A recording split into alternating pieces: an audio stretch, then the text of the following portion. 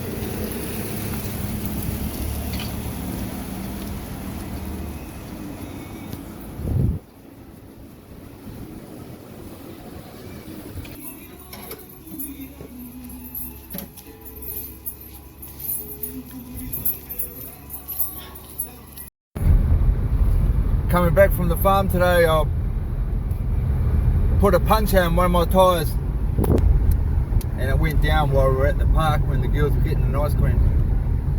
Bit of a process to change it, but not too bad. But when we got into Osorno, I went straight to a workshop to get it repaired and straight on the car, and literally has to be the fastest tyre change I've ever been.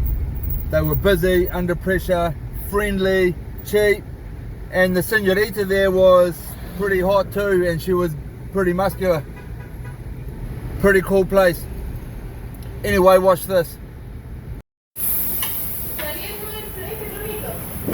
No, deja el agua afuera.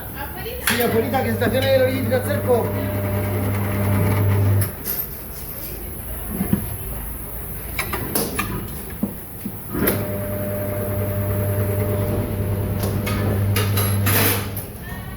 Got a little hole in it.